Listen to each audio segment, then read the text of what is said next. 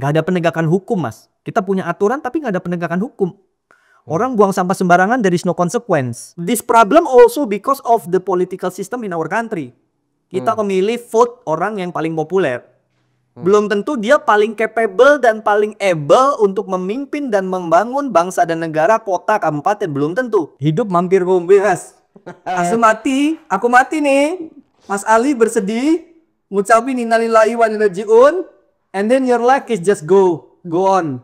It's like usual. Me, that's it. That's it. My life, and then my impact in this world, gitu ya. I cannot continue kalau enggak aku bangun pondasinya, Mas. Assalamualaikum warahmatullahi wabarakatuh. Selamat pagi, siang, sore, malam, kapanpun lo nonton atau nyimak obrolan ini. Balik lagi di Ngobrolin Hidup bareng gue Ali. Dan sekarang kita bertamu di kantor Waste for Change, dan di sini ada co-foundernya juga, ada Mas Sano. Apa kabar Mas Sano? Baik, alhamdulillah Mas Ali. Senang nih bisa dikunjungi ya Mas Ali. Nah, saya lebih sering lagi karena ini kita udah berapa lama ya kan, ini kan udah akhirnya kesampaian juga, alhamdulillah, dan udah lama juga nggak ketemu sama Mas Sano. Dan setiap kali, literally setiap kali ketemu sama Mas Sano selalu belajar sesuatu yang baru. Selalu kayak kalau baterai itu kayak di recharge rasanya, dan dapat banyak sekali wawasan-wawasan yang bermanfaat. Dan gue yakin buat lo semua juga akan banyak wawasan dan insight yang bermanfaat juga mudah-mudahan. So Insya Allah. Mas Sano sebagai seorang entrepreneur ya, bergerak di saya bahkan bilang aktivis juga sebetulnya, entrepreneur tapi aktivis juga. Ini kan biasanya ini kan seperti dua hal yang kayaknya terpisah nih.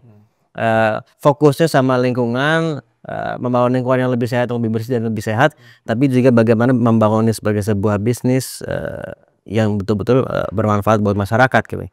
Nah, tapi awal mulanya sampai tertarik sama isu lingkungan, dan bahkan kok sampai akhirnya jadi bisnis, yang mana dulu? Entrepreneurnya dulu atau lingkungannya dulu? Mari kita track ya, Sob. Yang pertama, saya ini lahir di sebuah kota kecil di Banyuwangi, Jawa Timur, ya, dan orang tua PNS. Jadi pindah-pindah Mas Ali, dari per 3-5 tahun pindah lah ya. Sempat hidup di ibu kotanya kabupaten yang cukup bisa dibilang maju pengembangan dan pembangunannya gitu ya. Dan sempat juga hidup di desa yang betul-betul buka jendela lihat sungai, lihat sawah gitu ya. Jadi mengalami dua tipe karakter geografis dan dua tipe karakter pembangunan yang sangat berbeda. Nah, menurut saya ini juga yang mewarnai jalan hidup saya. Artinya saya melihat progres pembangunan, dan saya juga melihat betapa indahnya alam Indonesia. Itu masa kecil saya lahir dengan kondisi seperti itu. Terus kemudian saya punya kakek yang memang pengusaha tulen ya, jadi pengusaha banget yang di bidang sembako, dan itu sungguh luar biasa sukses gitu ya. Kayaknya seakan-akan itu harta nggak habis 7 turunan. Di sisi saat yang bersamaan diingatkan juga bahwasanya harta itu titipan Tuhan. Itu yang dikasih seheboh itu, kalau lagi ditarik ya ditarik aja Mas gitu. Jadi kakek itu waktu saya kecil saya menikmati betapa jayanya kakek sampai itu semua hilang gitu. Itu pengalaman kedua itu ya. Kemudian dapat doktrin dari orang tua, orang pintar masuk ITB gitu ya. Udah kayak kan gitu ya. Orang pintar masuknya tadi minum tol angin. Dan saya waktu itu sebenarnya anak kecil, anak muda yang tubuhnya perawakannya juga kecil gitu ya. Sehingga saya mengidolakan Pak Habibie, almarhum Pak Habibie. Sebagai seorang tokoh bangsa luar biasa cerdas, dan diberitahu oleh orang tua Pak Habibie itu masuk ITB setahun terus ditarik ke Jerman, belajar ke Jerman. Jadi udah terpatri bahwasanya saya pengen masuk ITB gitu. Nah, itu kedua. Nah, tapi waktu saya lulus SMA saya bingung Mas Ali. Oke, saya tahu kuliah pengen ke ITB, tapi jurusan apa? Bingung. Nah karena saya Pertama muslim, ITB aja oh iya tahunya ITB aja, bingung gitu ya, apa gitu. Nah karena saya muslim, saya sholat istikharoh, nanya kira-kira kemana masa depan saya gitu ya. Setelah selesai sholat, jalan ke ruang tengah, nonton TV, berita sampah Mas Ali. Tahun 99, tahun 2000, berita sampah di Jakarta. There is something inside me yang kemudian nampaknya seru kalau aku ikut terlibat untuk menyelesaikan masalah ini gitu loh. Nggak tahu, it's like something happen aja. Jadi setelah berdoa, and I think that's the clue. Aku buka-buka buku petunjuk kuliah, zaman dulu namanya UMPTN. Ada mata kuliah persampahan di ITB. Teknik lingkungan ITB. Ya udah Mas Ali, bismillahirrahmanirrahim. Jadi kalau ditanya pengusaha dulu, lingkungan dulu, ya jalur hidupnya kayak gitulah. Artinya saya terpapar dengan dunia yang tadi alam, lingkungan, ya terpapar dengan dunia usaha oleh usahanya kakek. Kemudian jalan hidup ya diberi. Saya alhamdulillah orang yang cukup bersyukur. Kalau Mas Ali sering memberitahu teman-teman gitu bahwasanya ngebet hidup itu harus menemukan api di dalam diri. Saya dengan berdoa tiba-tiba dapat clue-nya gitu. Nah, dan diikuti ya sudah di situ. Saya nggak kayaknya nggak begitu struggling hidup mau apa segala, nggak begitu struggling gitu. Cuman berdoa ya cukup bersyukur gitu. Nah, setelah itu ya udah ditekuni aja. Di semester 3 Mas Ali waktu kuliah di ITB, saya itu suka matematika, ngitung-ngitung segala macam gitu ya. Jadi saya hitungan tuh sama orang tua. SPP 5 semester lagi, uang kos 5 semester lagi, uang jajan 5 semester lagi. Boleh nggak minta di depan? Saya bilang. Minta uangnya di depan. Minta uang 5 semester itu di depan. Buat apa kata orang tua? Saya mau jadikan modal usaha, dia bilang. Dan saya nggak akan minta-minta lagi sampai lulus, sampai dapat ijazah. Deh. Nah tentu meyakinkannya dengan berbagai drama, tapi alhamdulillah orang tua cukup percaya, diizinkan. Jadi dengan passion lingkungan tadi dikasih panggilan jiwa ngurusin sampah dengan modal uang SPP 5 semester, mulailah karir saya ngurusin isu persampahan. Dimulailah. Nah, menjadi pengusaha dan lain-lain dan segala macam. Berarti ini sekarang udah tahun ke 15 Mas Ali. Wah, 15 tahun sekarang jalan. Konsisten aja dijalanin, ditekuni. No one, anak kecil dari Banyuwangi, no one. Terlahir dari orang tua PNS, diberi bekal pendidikan dan diberi bekal bahwasanya nama baik dan kejujuran adalah modal utama, that's it. Kemudian malang melintang di Jakarta, di Bandung dan segala macam gitu ya. Sebentar, jadi daftar teknik lingkungan. Tadi kan masuk semester 3 April, tapi waktu baru masuk kuliah pertama tetap merasa setelah mulai kuliah kan kadang ada orang tuh yang suka habis masuk ternyata kok beda sama yang gue ekspektasikan ya. Mas Anu nggak seperti itu? Semua mata kuliah persampahan saya bisa dibilang A semua Mas. Yang hubungannya sama sampah ya. Yang lain-lain asal lulus lah. Karena memang udah panggilannya pengennya kasih masalah sampah. So the interest, the love, the energy on the waste issue gitu. Tentu pengalaman kuliah banyak lah ya lika-likunya. Saya aktif di Liga Film Mahasiswa di ITB itu belajar tentang dunia usaha gitu ya, bisnis dan segala macam. Saya kuliah cukup lama Mas. Jadi hatam lah. Ya. Dunia perkampusan dan lain-lain itu hatam karena memang menikmati dunia berorganisasi. This is my statement. Berorganisasi itu kalau kita tahu caranya dan kita benar, it grow us more mature. Karena berorganisasi itu berhubungan dengan human, berhubungan dengan orang. And berorganisasi itu mendevelop pondasi organisasi kalau kita melakukannya dengan benar ya. So I like, I love, and I enjoy untuk berorganisasi sebenarnya. Jadi itu juga yang mendevelop diri saya karena saya aktif berorganisasi waktu di kampus. Salah satunya adalah Liga Film Mahasiswa dan lain-lain. Waktu kuliah tadi terus uang 5 semester itu jadi modal usaha apa jadi dan gimana perjalanan terus? Saya ini suka bilang ke teman-teman kita perlu menjadi observer yang baik di sekitar kita. Why? Karena kehidupan adalah laboratorium kita. That's the true lab untuk kita betul-betul bisa mengamati dan lain-lain gitu ya. Jadi waktu saya dapat modal 5 semester itu saya pengamati bisnis apa pertama yang bisa saya lakukan. Karena saya tadi aktif di LFM, Liga Film Mahasiswa, itu kantinnya jauh dari tempat LFM. Jadi anak-anak kalau nongkrong di sana harus jalan kaki ke kantin untuk beli minum dan lain-lain. For me, opportunity nih. Gue udah punya modal kan, gue izin ke ketuanya, Pak Ketua, boleh nggak aku jualan minuman dan snack di LFM, gitu ya? Boleh-boleh aja, kayaknya nggak ada masalah. Oh oke, gitu. Dulu mas, senjataku belum ada internet. Yellow Page mas. Buka Yellow Page mas. Iya, that's industri bisnis dan segala macam di situ. Buka aja. Beverage, ya minuman, telepon. Gimana caranya bisnis? Oh bapak tinggal beli 15 krat, nanti dipinjemin lemari es gratis gitu. Oh karena punya duit, beli 15 krat gitu. Jualan minuman di situ mas. Itu karir entrepreneurshipku yang pertama.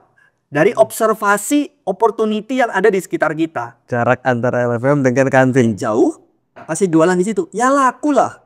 Daripada orang jalan kaki di situ. Tetapi sebagai entrepreneur yang ingin grow, saya kurang puas. Maksudnya, saya pengen lebih laku lah ya.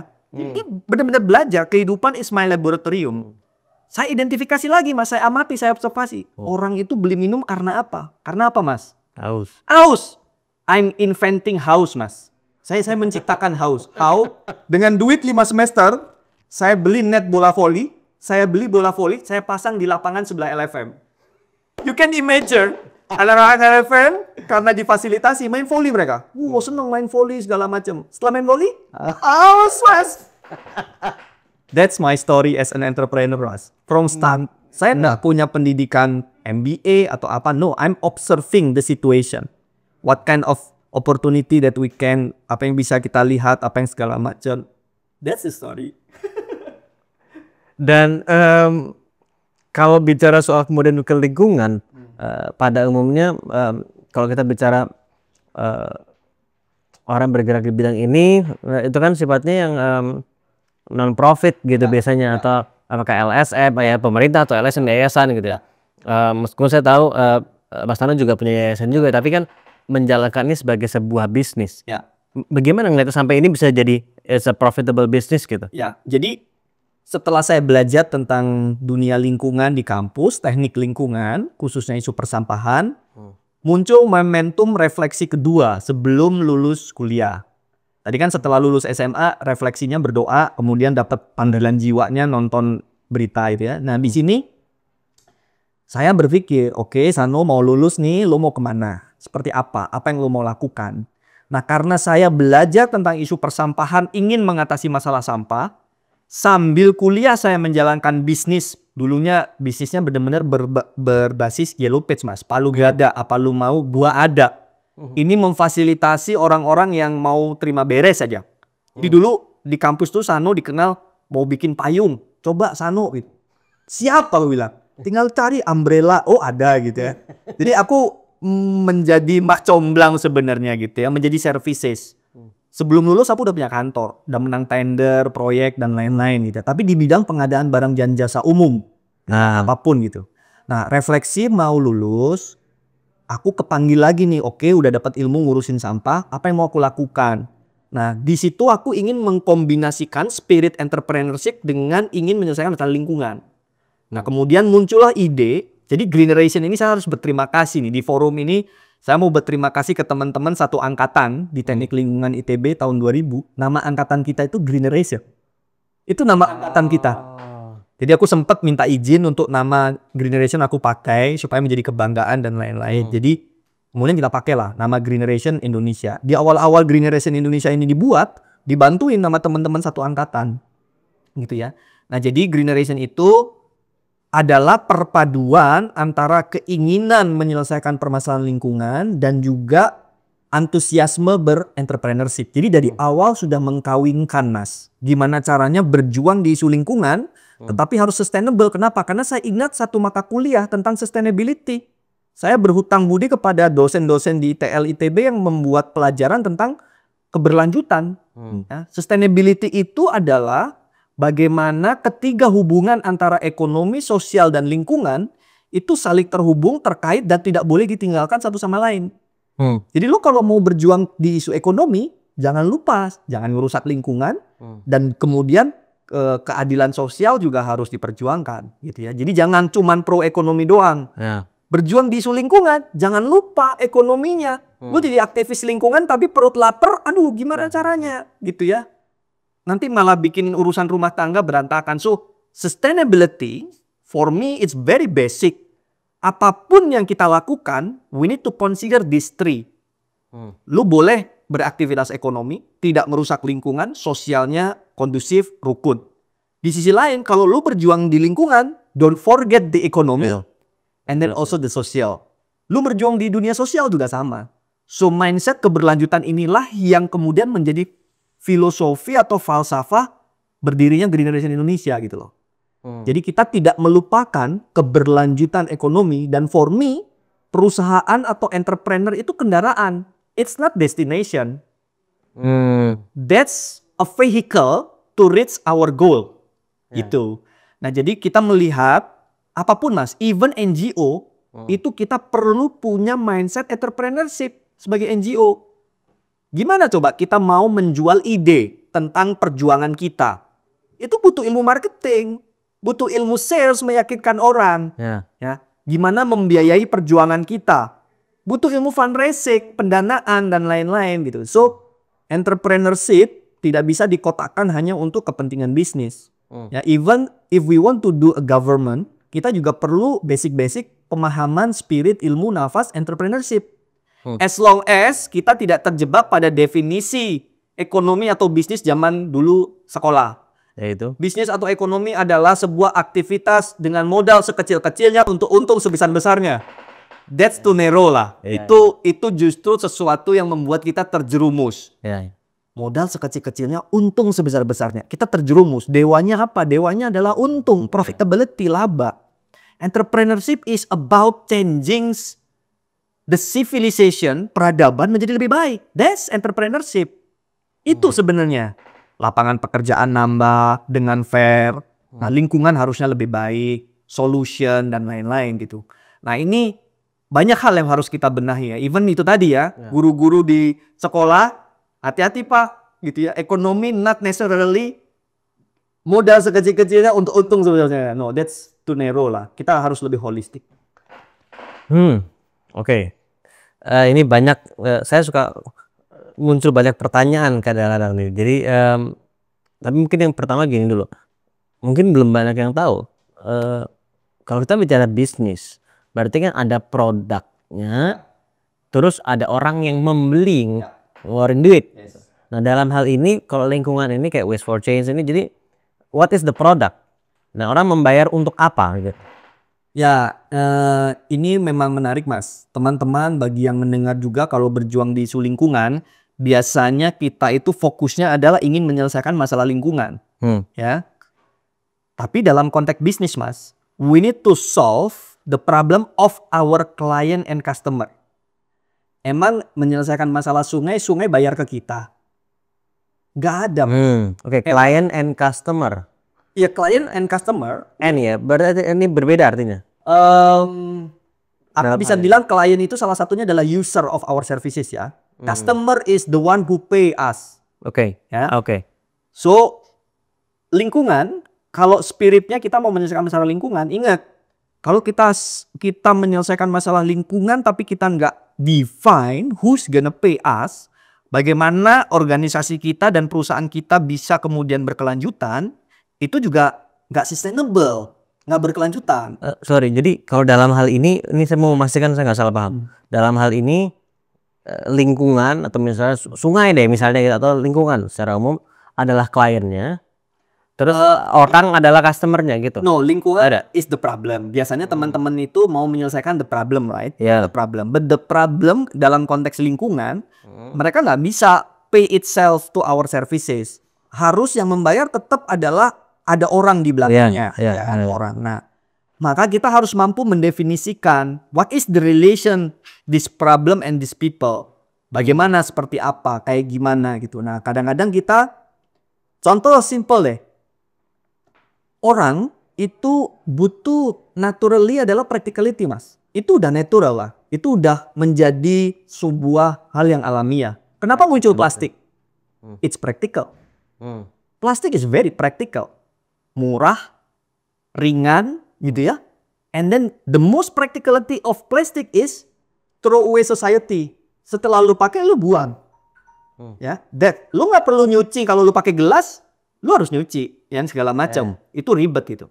So artinya apa? Kalau kemudian kita menyelesaikan permasalahan ini tidak memahami psikologi dan karakter si manusia, the human, itu kita akan berat.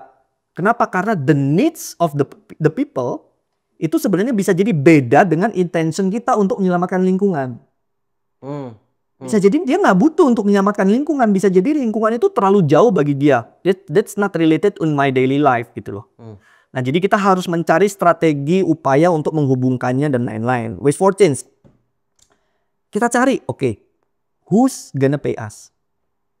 Kita sekarang melihat banyak sekali regulasi dan didorong, baik itu global, baik itu nasional. Ada istilahnya polluter pay principle. Siapa yang membuat polusi dia perlu bayar, ya. Dan ada yang namanya producer responsibility. Produsen perlu bertanggung jawab. So it means kalau kita membantu produser yang kena tanggung jawab untuk responsibility, so we will have a service to sell. Nyelesain masalah sampah on behalf the people that need that to be happen begitu loh. Jadi ibaratnya ketimbang mereka bayar 10 karena tidak baik ke lingkungan karena penalti dari kebijakan tadi, mendingan bayar ke si X 4 atau 5 gitu misalnya. Ya, begitu kah? Ya intinya gini, contoh Mas, masalah sampah di Indonesia. Masalah sampah di Indonesia itu kan kita masih banyak orang buang sampah sembarangan. Kenapa? Karena tadi Mas, saya bilang, we are living in Indonesia khususnya dan negara-negara yang berkembang, ya Afrika, misalkan berbagai negara di Afrika, Southeast Asia segala macam, kita masih punya PR untuk membuat the society is in a mature way, dalam kondisi yang betul-betul stabil. Sekarang aku bisa bilang we are on the progress menuju ke sana. Artinya kalau kita menuju progress, the system realitinya masih kohat, masih rusak sistemnya. Satu, nggak ada penegakan hukum Mas. Kita punya aturan tapi nggak ada penegakan hukum. Orang buang sampah sembarangan, there is no consequence. Nggak ada konsekuensi. Orang buang aja ke sungai. Bakar aja sampah. Bakar tuh nggak boleh, ada aturannya. Tetapi karena tidak ada konsekuensi dan tidak ada penegakan hukum, they feel that is okay. Tapi kalau misalkan nggak boleh Mas, nggak boleh segala macam dan ada konsekuensi, akan muncul urgency and needs. Loh kalau gua nggak boleh buang sampah ke sungai, kalau gua nanti didenda, dipenjara dan lain-lain, gimana dong cara menyelesaikan masalah sampah? Ada yang bisa bantu nggak? There is a needs, there is a urgency. Tapi karena kemudian tidak ada penegakan hukum, selesai kok masalah gua. Setelah gua buang, that's not my problem anymore. It's problem of others. Problem orang yang ada di sungai dan segala macam gitu. Artinya apa ya? Tadi balik lagi, orang ini doesn't have any needs on the environmental, nggak nyambung gitu loh. Maka teman-teman lingkungan perlu mendalami lagi relationship human behavior, the psikologi, the needs, piramida Maslow dan lain-lain, dan hubungannya dengan lingkungan dan mencari relevansinya. Kalau nggak ketemu-ketemu, perusahaan kita nggak akan bisa betul-betul grow dan berkembang because we don't understand what kind of service that we are offer and who's the customer is gitu sebenarnya. Itu salah satunya. Contoh Mas, kalau kita hanya mengangkut sampah, ini menarik. Jakarta ini, saya sambil membuka aja. Jakarta, ada sekitar 140-an, 170-an jasa angkut sampah di Jakarta. Yang punya izin mungkin sekitar 40-an Mas. The other, they don't have any permit. Nggak punya izin. Artinya apa? Ekosistemnya nggak fair. Orang yang punya izin pasti dia mengeluarkan pos lebih besar. Izin. Kedua, dia harus bergerak sesuai dengan regulasi dan izin supaya tidak melanggar dan izinnya tidak dicabut. Artinya apa? Kosnya lebih besar lagi. Angkut sampah dari sini ke tempat yang benar segala macamnya. Yang nggak punya izin Mas, dia bisa jadi nggak bayar pajak. Lebih murah biayanya. Bisa jadi dia nemu sungai kosong, nemu tanah kosong, ya udah taruh aja di sana. Artinya apa? Dia menawarkan jasa ke masyarakat Jakarta. Ada yang bisa murah banget, yang berizin harganya di sini. It's not comparable. Yang di sini part of the problem. Kenapa? Karena dia nggak punya izin. Yang aku tadi bilang, we are living on the corrupt society. Harusnya nggak boleh, nggak punya izin itu, gitu. Harusnya diawasin. Supaya apa? Persaingannya itu fair. Yang sekarang harga responsibility of waste itu bisa jadi lebih tinggi dibanding harga pengangkutan sampah biasa yang nggak responsibel. Gara-gara nggak responsibel lah, we have a lot of problem. Jadi artinya yang tanpa izin pun juga sebetulnya tidak menyelesaikan masalah itu, hanya memindahkan. Memindahkan, Mas. Even increasing the problem gitu. Nambahin beban masalah juga gitu loh. Nah ini sebuah reminder lah untuk society kita. Sebuah reminder untuk government kita. Untuk kita betul-betul bebenah. Untuk kita tidak membiarkan yang salah terjadi. Mas, masyarakat itu selalu akan price sensitive. Dikasih yang lebih murah, pasti pilih yang lebih murah, Mas. Pasti itu. Itu kecuali masyarakat yang sudah dapat enlightenment. Masyarakat yang sudah dapat hidayah, Mas. Tahu bahwasanya consequence of cheap ada hidden cost. Ada cost-cost tersembunyi. Nah, pasti mereka akan memilih yang berkualitas dan yang benar, yang legal dan lain-lain. Nah, masalahnya ini very very narrow, very very small community and people enlighten ini, Mas. Sisanya the mess, ya belum enlighten. Maka dari itu law enforcement is needed, Mas. Kita nggak bisa nunggu mereka enlighten. Keburu sungai kita penuh sampah. Perusahaan aja tadi pun juga karena ada kebijakan, itu kan juga law enforcement juga kan. Enggak gitu, harus di-enforce. Kalau enggak, nggak bisa. Perusahaan yang comply, dia ingin menerapkan hukum, pasti cost dia naik. Perusahaan yang nggak comply, cost dia turun. Di harga pasaran, produk dia lebih murah.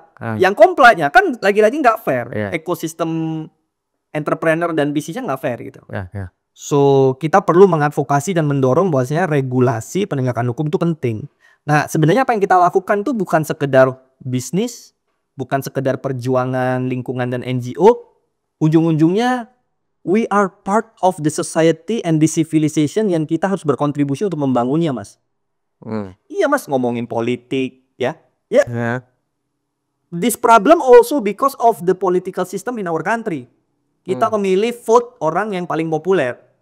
Belum tentu dia paling capable dan paling able untuk memimpin dan membangun bangsa dan negara, kota, kabupaten. Belum tentu. It's just because of he is popular. Or because of he is a lot of capital to make him very famous. Membuat dia punya peluang untuk terpilih lebih tinggi. Karena ngomongin popularity, maka pemimpinnya itu tidak punya kemampuan, ability untuk betul-betul tegas, Mas. Karena takut popularitasnya turun, hilang. Padahal tugasnya pemerintah, govern, mengatur, Mas. Mengatur semuanya, tegas, punya wibawa, dan lain-lain. Gitu. Jadi, ini salah satu yang aku bilang, we are living in a corrupt society yang kita perlu benahi bareng-bareng. Benar-benar, Mas, bareng-bareng. And this is my calling to people that have power, Mas. Yang followernya jutaan, ya. So use your power. Jadi power ini bukan hanya dalam arti pemerintah saja gitu kan? Semua. Lu jadi ketua RT, jadi apa, jadi public figure ya. Your tweet yang harganya kalau kita harus nitip satu tweet atau satu Instagram bisa puluhan juta, ratusan juta mungkin gitu ya, atau YouTubers gitu ya. It means you have a power to say something right, to say something good, to educate the society, to improve the civilization gitu, to improve the society. Balat, Mas. This kind of message ya, apa yang dilakukan Mas Ali, I would say semua orang yang jutaan itu followernya, mereka harus bantu nge-share supaya konten-konten bagus di apa ini judulnya, hidup apa? Ngobrolin hidup ini betul-betul banyak yang nonton. Kenapa? Karena ya we need to, apa sih hidup ini kan cuma mampir ngombe katanya, cuma sebentar doang gitu. And this kind of discussion is very meaningful. Dan anak-anak muda, pemegang keputusan, itu perlu mendengar. Tapi seringkali mereka sendiri juga belum aware, belum educated, belum teredukasi mengenai, mungkin di sini udah tahu ini penting, lingkungan penting gak penting gitu kan. Tapi urgensinya belum merasakan gitu. Mas Anu merasa gitu juga? Iya, memang itulah dunia secara global, Mas. ini kan udah keresahan banyak pihak yang memang punya pemikiran dan lain-lain ya. Kita cenderung ke society yang bisa dibilang ke hal-hal yang not important become more valuable compare to the important one gitu loh. Jadi isi konten-konten di YouTube yang ditonton itu yang jauh lebih tidak penting dibanding sesuatu yang penting. Kenapa? Karena behind that the capital also choosing this, Mas. Ya, ya lihat aja lah acara TV ya. Itu juga di-push-nya di sana gitu. Ya, iklan dan lain-lain di sana. Kenapa? Karena mana duluan? Minat market atau kita bisa ngedrive market? Ya. Which one leading? Do we will leading by the demands of the people yang sebenarnya bisa jadi malah menuju ke hal-hal yang nggak penting tadi? Or we can choose become the leader yang kemudian mereduksi konten-konten yang nggak penting, kemudian kita bawa konten-konten penting dengan metode-metode yang fun juga masih bisa loh. Aku sama istri suka nonton acara TV Korea tentang bagaimana mempopulerkan wisata Korea, lagu tradisional, hal-hal makanan tradisional, tapi dibawakannya dengan cara yang keren, dengan cara yang fun, engaging, entertainment dan lain-lain. Masih bisa kok. Jadi artinya hal-hal yang meaningful, penting gitu, yang berat tetap bisa dikemas oleh para entertainer dan lain-lain jadi meaningful itu. So it's about the content, it's not about the way. Masalahnya cara-cara yang entertain kadang-kadang the content also not meaningful gitu loh. The content-nya is not meaningful gitu. Nah ini yang menjadi PR kita sebenarnya untuk membawa isi-isi konten-konten yang meaningful lah. Tadi bicara soal capital tadi yang banyak itu, jadi bukan driving market tapi minatnya kemana gitu kan, itu yang lebih akhirnya duitnya lebih ke sana. Di satu sisi mungkin karena tadi definisi bisnisnya adalah yang ya kecil-kecilnya untuk keuntungan sebesar-besarnya tadi gitu kan. Makanya dulu kita pernah baca buku dan itu menjadi salah satu pegangan kita, namanya plenitude gitu ya. Plenitude itu adalah berkecukupan. Gak gampang. Mahatma Gandhi udah bilang, bumi ini cukup untuk semua orang yang diizinkan lahir di muka bumi ini. Cukup bumi ini mah sumber dayanya. Nggak cukup buat orang yang tamak. Ya, bumi ini akan tidak cukup untuk satu orang yang tamak. Nggak cukup itu. Artinya apa? It's about enough is enough itu. Kita harus punya kecukupan. Kalau kita mau mengentaskan kemiskinan, kita juga harus di-growth. Nggak bisa ada kaya yang berlebihan. Nggak bisa, Mas. Karena energi itu 100%. Ya, absolute. Energi is one, absolute. Kita tidak bisa menciptakan dan menghancurkan energi. Kita hanya bisa menggeser-geser doang, mengubahnya. So, if there is a poverty, pasti ada yang terlalu kaya. Tapi energi bisa diciptakan, tapi tidak bisa dimusnahkan. Nggak, energi itu kita hanya bisa menggeser-geser doang. Kan hukum kekekalan energi, Mas. Kan kekekalan, dia kekal itu. Bisa diciptakan, tidak bisa dimusnahkan, hanya bisa berubah bentuk, betul? Ya, bisa diciptakan enggak. Kalau aku lihat energi itu udah ada, kita hanya bisa geser doang. Kita tidak bisa memusnahkan dan juga tidak bisa menciptakan dari nol terus kemudian ada, nggak bisa. Sebenarnya energi itu pada waktu diciptakan, dia berubah bentuk. Sebenarnya udah ada momentumnya.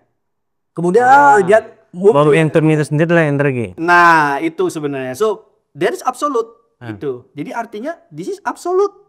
Absolute. Jadi kalau misalkan kita mau ngomongin pengentasan kemiskinan, kita harus ngomong yang kaya-kaya ini harus berbagi. Zakat, pajak, dan lainnya harus benar, Mas. Bangsa ini kekurangan orang-orang yang taat pajak, Mas. Kurang banget. Kurang, Mas. Jadi kalau kita komplain, pemerintah ngutang mulu, my question is, lu udah bayar pajak belum? Lu udah bayar pajak dengan benar belum? Kenapa? Karena kita kekurangan masyarakat yang bayar pajak. Sehingga negara kita kekurangan sumber daya untuk membangun negara kita sendiri. How come kalau kita nggak hobi bayar pajak, menghindari pajak dan lain-lain, and then we expect the government to work better, tentu ini ngomongin, ini satu lagi isu. Kita juga di Indonesia living in a very critical trust issue. Pemerintahnya nggak percaya, saling nggak percaya, masyarakatnya nggak percaya. Kenapa? Karena balik lagi seperti yang saya bilang, all the problem, masalah kesehatan, lingkungan, dan lain-lain, sampah, Itu masalah tata kelola, masalah bagaimana kita mengatur ya. Masalah tata kelola ini siapa yang mengatur? Orang-orang yang diberikan kewenangan untuk mengatur, salah satunya pemerintah, government. If they have their own problem, they cannot improve this. Nah, masalah di pemerintah ini salah satunya apa ya? Karena masalah orang-orangnya, ya, the political gitu ya, segala macamnya. Artinya apa, Mas? Kita harus refleksi sih. Bagiku semua layer ini harus dibangun lah. Ujung-ujungnya kalau diskusi kan semua udah ngalur ngidul, ujung-ujungnya adalah karakter bangsa.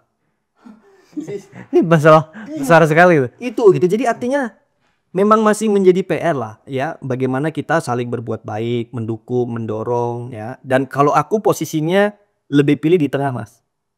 Artinya saya tidak ada di garis kiri yang blaming kepada pemerintah bahwa pemerintah salah mulu, kalau dia baik kemudian tetap aja di mata gua salah segala macam. Dan gua juga nggak bener-betul membela pemerintah, mau dia salah mau benar, mau belain juga nggak. I have my middle ground di sini. Why? Harmoni. Itu kan bagian dari organisasi kita. Harmony in the world ecosystem. So di sini, mau itu corporate, mau itu aktivis, mau itu apa, this is our standpoint. What the harmony, balance, ya. Ini harus kita lakukan. So this is very important skill to listen, untuk mendengar. Di sisi lain, you need very strong point di tengah karena badainya paling kencang di tengah ini, Mas. Kenapa? Di sini nggak akan bilang bosnya, ya lu mah ngebelainnya yang di sana, padahal kita di tengah. Yang di sini bilang, ya lu mah pro di sana, padahal kita di tengah nih, gitu ya. Nah ini memang butuh keteguhan pondasi untuk bilang bosnya, ya ini perubahan harus didukung dengan cara semua pihak know their roles, positioning, and bagaimana bisa berperan gitu. Tapi how can make that happen juga? Itu kan apa idealnya begitu. Be a good citizenship. Kalau pemerintah salah, kritik, kasih masukan. Kalau pemerintah benar, betul-betul kasih encourage aspirasi, berikan apresiasi dan lain-lain. Help the government. Ya, point finger will never solve the problem. For me ya, this is my personal opinion gitu. So for us, kita datengin pemerintah. Apa yang bisa kita lakukan? Boleh nggak kita ngasih kritik? Boleh nggak kita, Mas? Dan itu perlu kesabaran tingkat tinggi, Mas, kerja sama pemerintah itu, Mas. Serius, Mas. Kalau stok sabar kita dikit, kita akan balik kanan mundur dan kita akan menjadi left wing yang kemudian nunjuk-nunjuk pemerintah dengan pakai spanduk dan lain-lain gitu. Di sisi lain, I'm not blaming them. Why? Karena government pun harus berubah. Kenapa kita punya yang paling kiri? Karena lu terlalu ke kanan juga. That's yin and yang. That's balancing. Ada putih, ya pasti ada hitam. That's always balancing, pasti gitu. Dan menurutku itu wajar. Dan for me nggak apa-apa, itu hak semua pihak untuk bersuara dan cara perjuangannya beda-beda, silakan aja. But for us, we meet in the middle ground, the balancing. Kita udah punya acuannya kok, Pancasila, keadilan sosial bagi seluruh rakyat Indonesia, itu udah ada di sana, persatuan dan kesatuan, semuanya udah ada di sana kok. Di situ, jadi kita di situ. Dan kita bukannya bebas omongan miring ya, banyak juga yang ngomongin nggak pas segala macam. For us, ya they don't know us. Kalaupun mereka merasa kenal, ya sudahlah gitu. Poinnya, we understand what we fight for, apa yang emang kita perjuangkan, dan kita pegang teguh apa yang kita mau lakukan. Karena orang nggak tahu, Mas, sejujurnya 100% apa yang kita pikirkan dan apa yang kita rasakan, they don't know. Mereka hanya tahu permukaan, mereka hanya tahu omongan, cerita, and we never bisa terlepas dari judgment. Even me, kadang-kadang juga masih terjebak sama ego trap, that I'm better than others gitu. Even aku akan bilang, aku bisa jadi bilang, karena aku di tengah, I'm better than the right and the left gitu, because I'm in the middle. Ini kan bahaya juga nih ego trap ini gitu loh. Jadi this is something that we need to realize, that memang ini kok bagian dari masyarakat dan society, memang beragam. This is the ecosystem. Semuanya, ada yang kecil, ada yang besar, ada yang ganas, ada yang baik. That's the color gitu. Ya.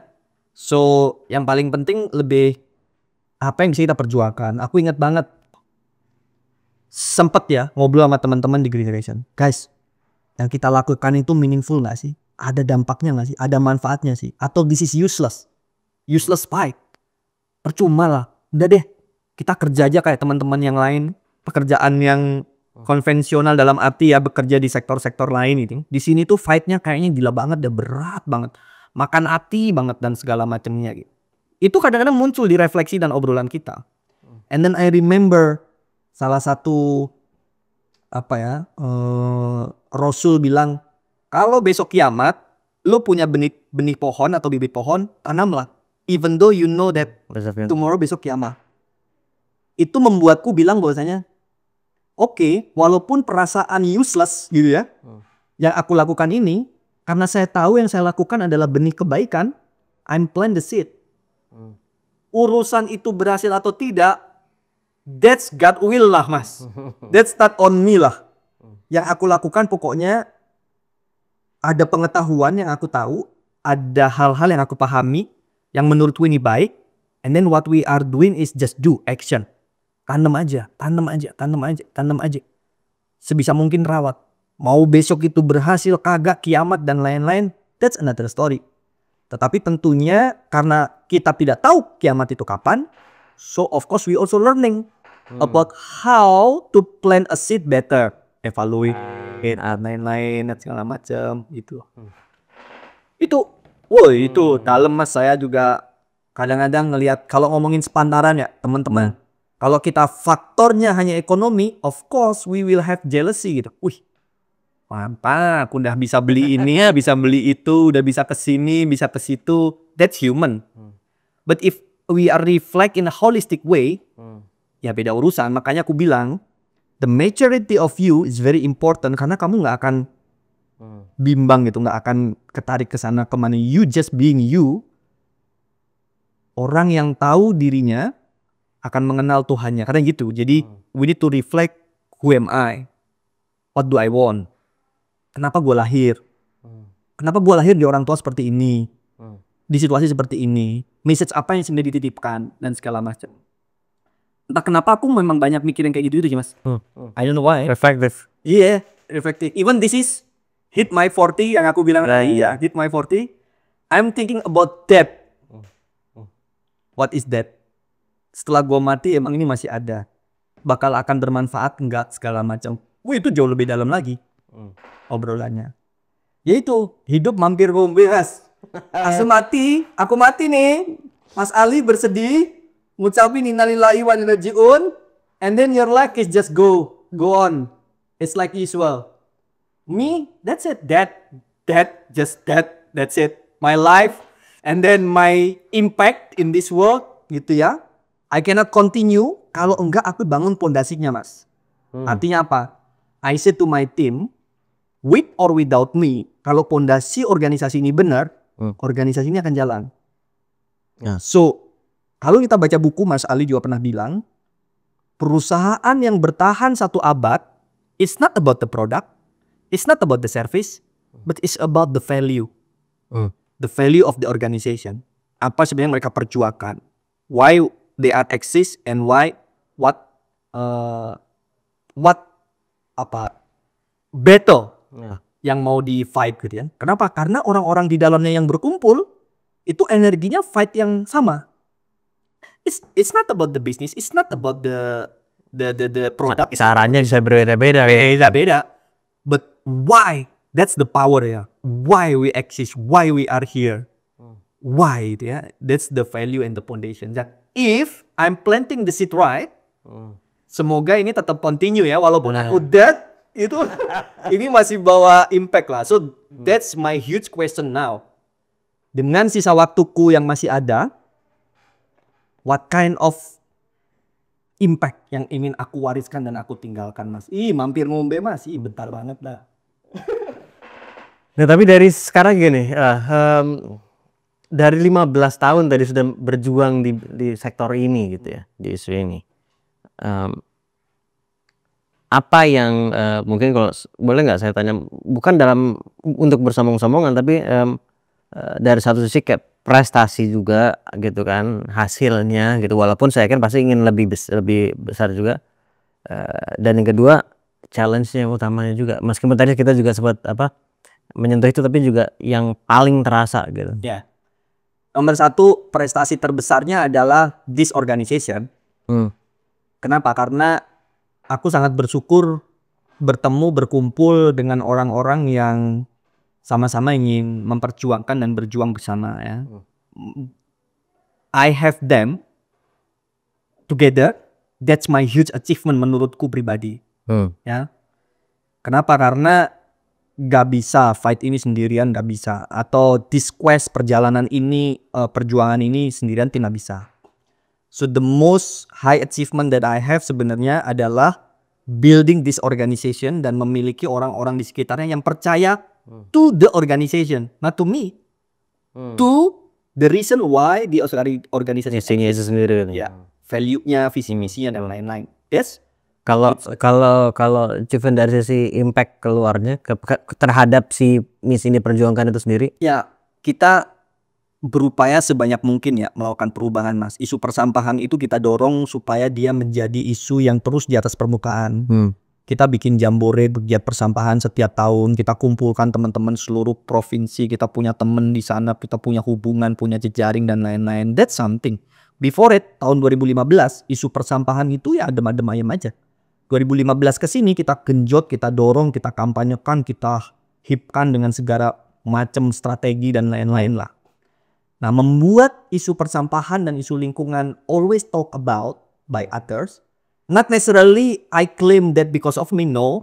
But we be part of that gitu ya, mendorong secara strategik dan secara struktural gitu.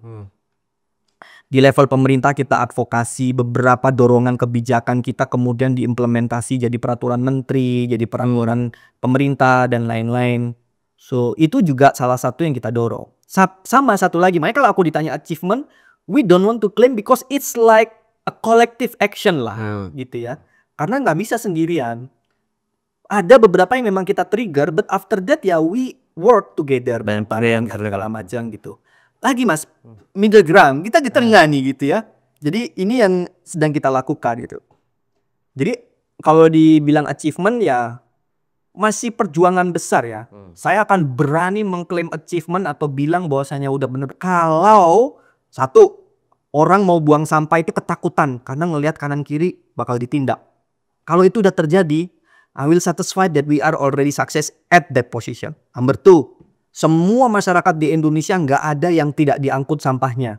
100% cakupan pelayanan. Jadi artinya tidak ada kesempatan orang untuk buang sampah ke sungai. That's baru ngomongin achievement gitu.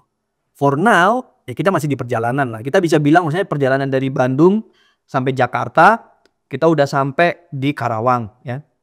But the achievement is Jakarta, not Karawang. This is just a progress gitu loh.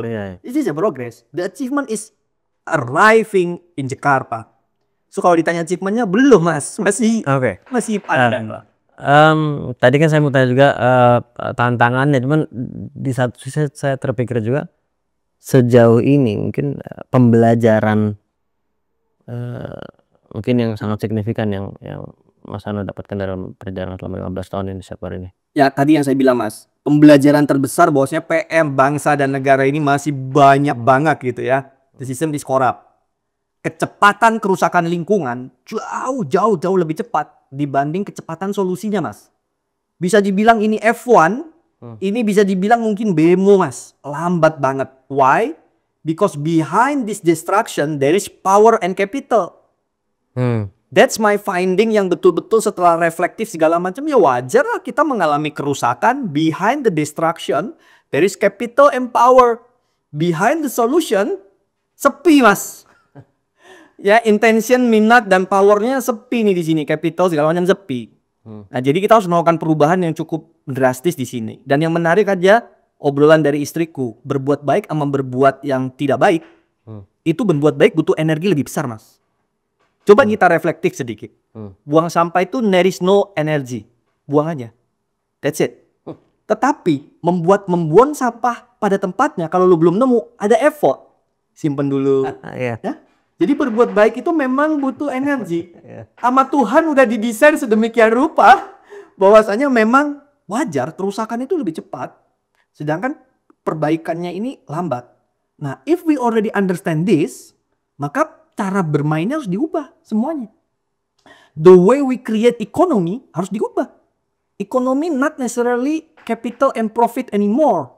Ya, we have a social capital, berkooperasi. Ya. Artinya apa? Bisnis tidak dimiliki 1-2 orang. Bisnis dimiliki oleh the public, koperasi. Itu bisa. Kedua, bagaimana bahwasanya yang namanya keberhasilan not necessarily only profit but impact. Berapa banyak lapangan pekerjaan yang kita buka. Bagaimana dampak lingkungan yang betul-betul membuat bukannya negatif, tapi malah dengan kehadiran perusahaan kita jadi positif gitu. How? Bisa nggak gitu? Nah ini yang kemudian kita harus cek. Tapi ingat, berbuat baik butuh effort. Artinya berbuat baik ini memang mahal dibanding berbuat yang tidak daya gitu. Dan jadi kembali salah satunya lah ya, mungkin bukan satu-satu tapi salah satu yang utamanya juga tadi ke pemahaman masyarakat tadi itu juga.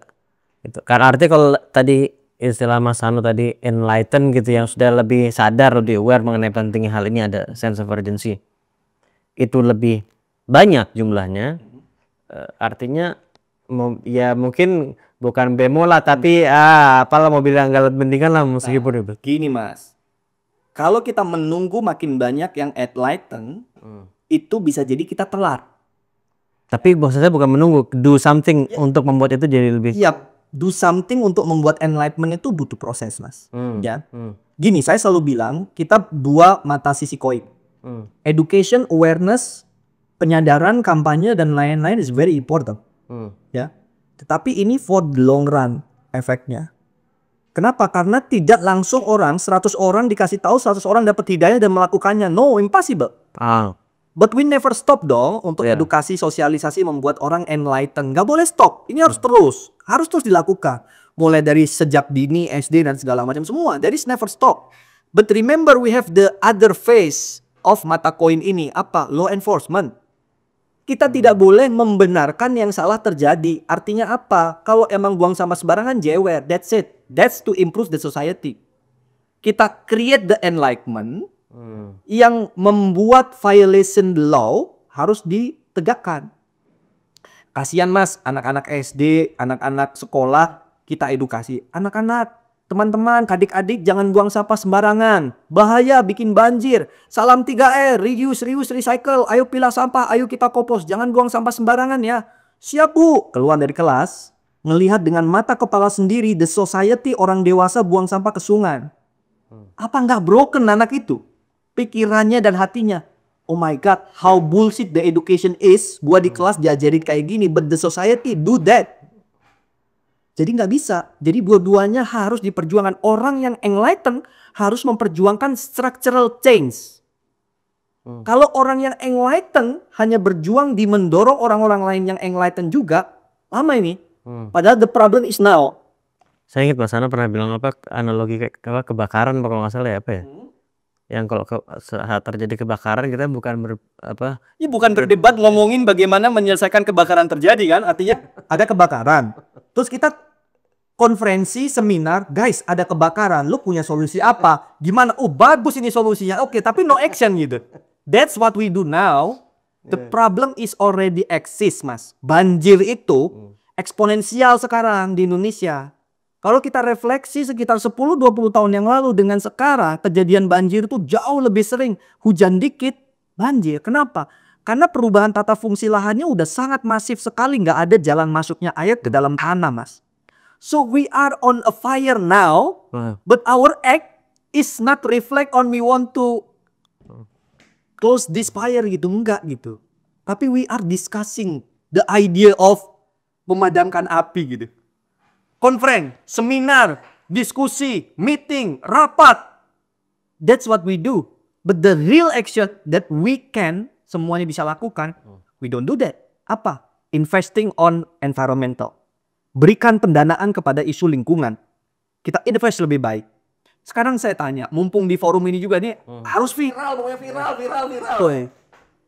Kalau lu pengen lingkungan kita tidak terkotori oleh sampah, pantai-pantai bersih, sungai-sungai bersih, sehat semuanya, tidak ingin ada banjir, seberapa ingin kamu mewujudkan Indonesia seperti itu? Seberapa ingin setiap hujan Jakarta tidak banjir? Seberapa ingin? Bisa nggak kita translate energi keinginan itu kepada financing? How much do you willing to give up untuk perjuangan lingkungan? Secara finansial? Secara finansial. 10.000 per bulan? 20.000 per bulan? How big your willingness and your ability to solve this situation? Kenapa? Seperti itu aku bilang. kerusakan lingkungan, di belakangnya ada capital and power. Perjuangan kagak ada. Ya ayo kita ongkosin gitu loh. Ayo rame-rame kita keroyok. Bikin sumur resapan di mana-mana.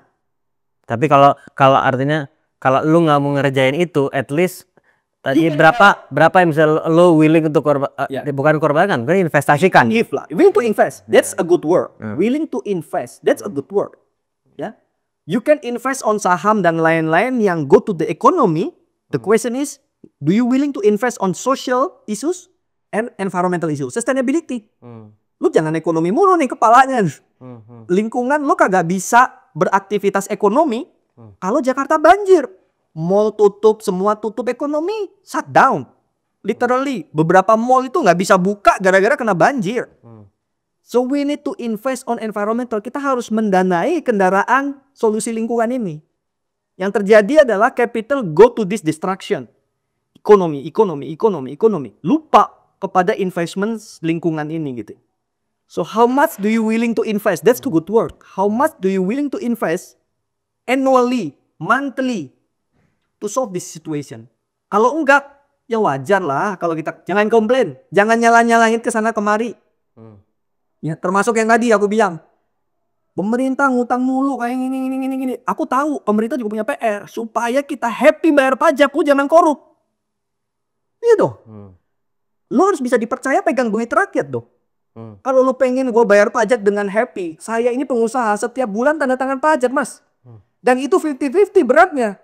Antara saya ingin bangun negara, sama percaya nggak nih sama bangsa dan negara megang uang gitu. Serius itu. Tapi saya pilih bayar. Kenapa? We need to do our role. My role is paying the tax. After that, I have the right to criticize.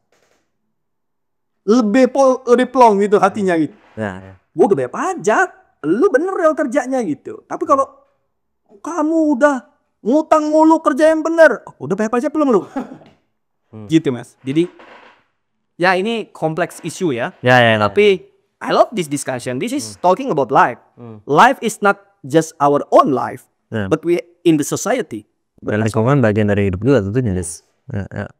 Cool.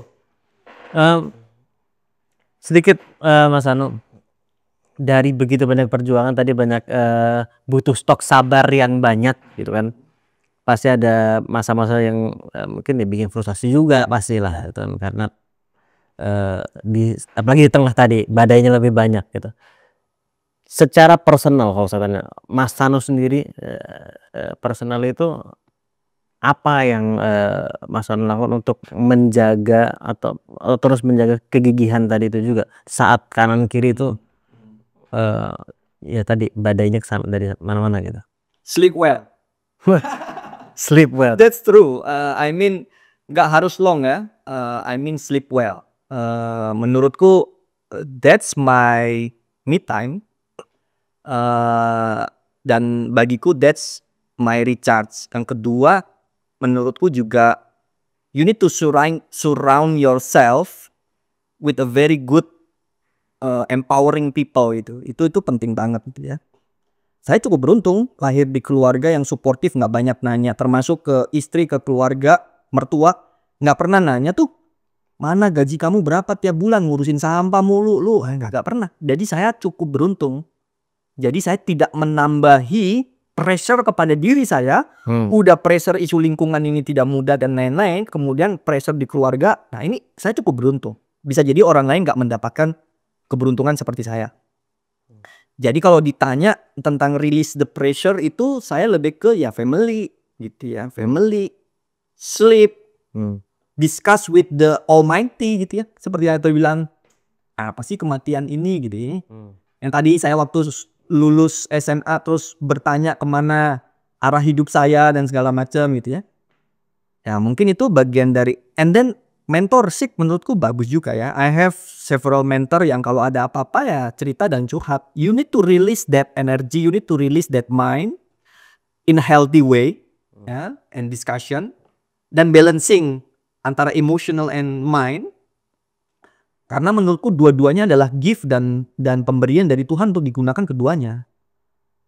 You need to use your emotion in a good way and you need to think. Jangan sampai kebablasan emotion without thinking. Jangan sampai thinking doang without using the emotion gitu. Jadi balancing itu menurutku sesuatu yang membuatku tetap keep sane lah, tetap waras gitu Mas ya. Karena aku menyadari kok memang gak gampang kerja dengan pemerintah. We are living in a broken system tadi. Ini ya Mas, waktu dulu aku tuh pemarah. Ini asosiasi aku ingin teman-teman dengar. Karena di atas kertas, ilmu teknik lingkungan ngurusin sampah itu gampang dan bisa selesai. Technicality nih. Pada waktu dipraktekkan technicality ini society, ternyata nggak segampang itu. Nah, itu aku marah. Kenapa sih nggak bisa? Kenapa kita nggak bisa seperti Eropa, seperti Jepang ngurusin sampahnya maju? Apa susahnya sih gitu? Wah itu marah aja. Caranya sudah ada gitu. Iya, caranya udah kayak gini, tapi kenapa ini nggak bisa itu? At some point aku dapat pembelajaran ke Denmark, belajar tentang policy advocacy dan lain-lain. Dan aku dapat kesempatan untuk melihat culture budaya mereka. Ternyata negara Eropa, Skandinavia dan lain-lain ini mereka udah nature the society Mas.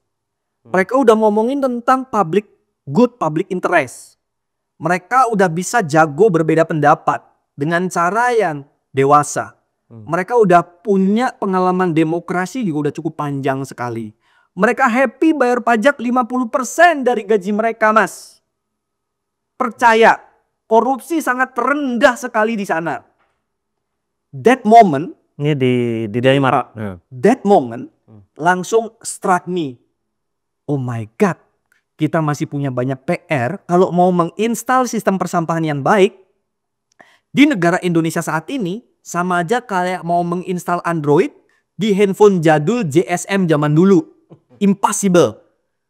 So we need to upgrade the device, upgrade transparansi pemerintahan, ngomongin tentang good governance, masyarakatnya yang emang benar-benar untuk kepentingan bersama publik dan lain-lain, bukan kepentingan kelompok, kepentingan pribadi dan lain-lain. We need to upgrade that. Jadi di situ anger saya turun. Kenapa? Karena saya lebih paham situasinya. Ya nggak mungkin lah aku menginstal Android di handphone yang masih jadul. It's impossible. So oke, berarti aku harus ikut membantu mendorong bangsa ini menjadi lebih baik. Politicalnya, governmentnya, society-nya, dan lain-lain. Artinya apa? Be a good citizen. Bayar pajak. Ikut pemilu. Pilih yang paling benar, yang paling baik, yang capable memimpin bangsa dan negara ini. That's power. That's our vote.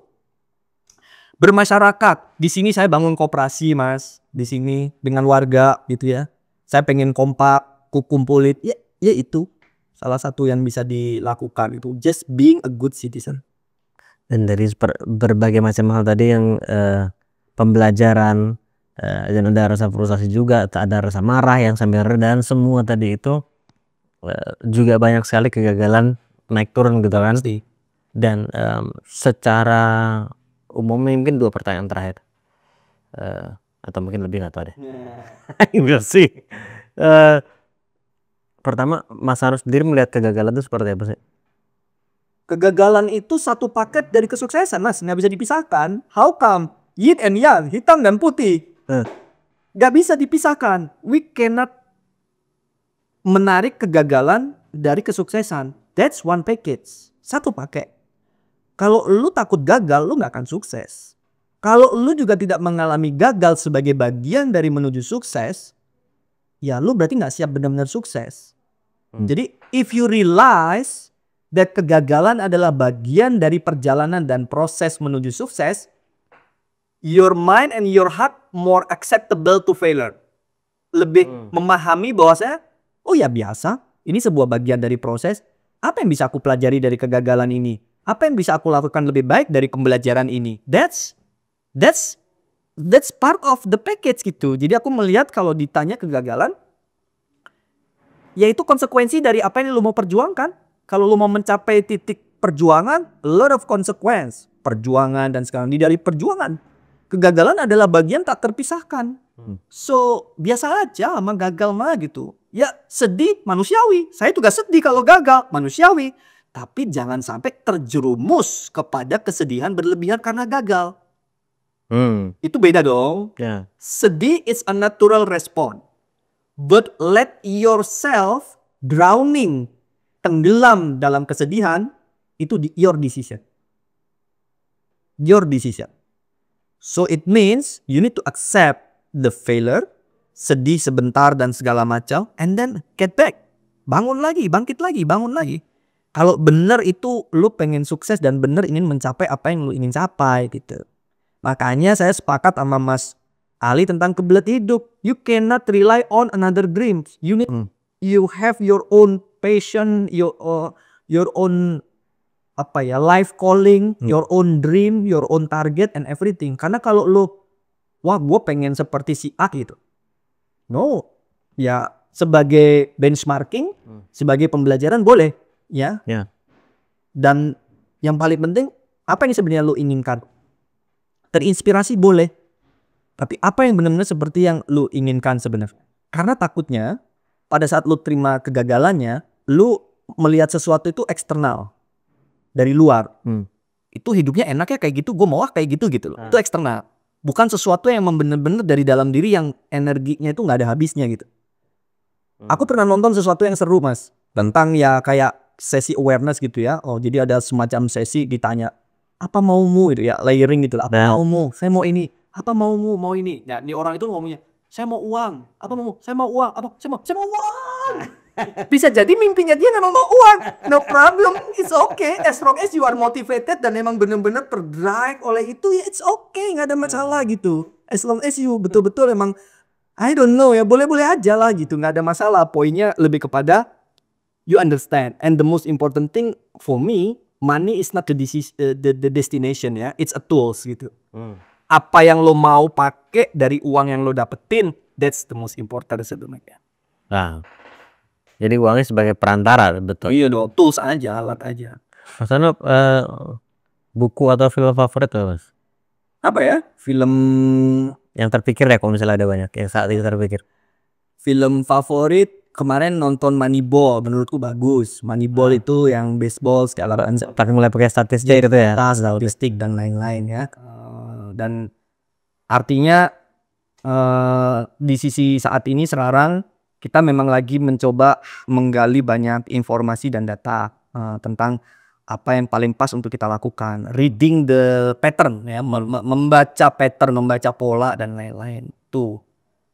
Kalau buku itu Plenitude itu menurutku, Plenitude itu berkecukupan gitu ya. Bagaimana kita, aku sampai punya joke lah ya di teman-teman. Kalau aku berjuang di Green Generation Indonesia and some point aku beli Ferrari, that's not lah, it too much lah. We buy something for it should be need, not want, bukan sesuatu yang kita inginkan, tetapi karena need ya, bukan karena gengsi dan lain-lain, but basic need segala macam. Jadi kalau sampai aku seorang yang memperjuangkan di middle ground, beli mobilnya dengan mobil yang seperti itu kebangetan lah, itu udah nggak bener lah menurutku. Even sampai detik ini aku memilih untuk tidak beli mobil.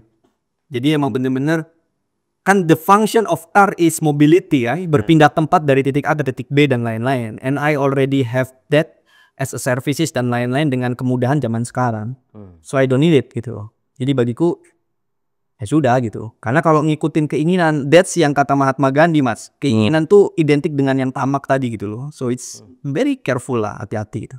Berkecukupan, cukupannya cukup. Itu salah satu yang kemudian kita coba cek. Dan kalau kita punya abundance of privilege, abundance of wealth, kita perlu menginvestasikannya kembali ke berbagai hal yang bermanfaat dan berdampak Mas ya. Wih, baik banget yang masih membutuhkan dan lain-lain gitu. Lapangan kerjaan dibanding lu beli Ferrari, bikin satu perusahaan lagi, lu invest, tambah lapangan pekerjaan lagi gitu. That's something lebih meaningful bagiku gitu loh. Itu yang aku lakukan. Dan tadi bicara keinginan, kebutuhan gitu ya, bicara mengarah kan definisi sukses masing-masing lah gitu. Mas Anu mungkin last question deh. Ada perubahan nggak terkait bagaimana Mas Anu melihat sukses dulu dan sekarang? Even sampai detik ini pun ya bagiku apa ya,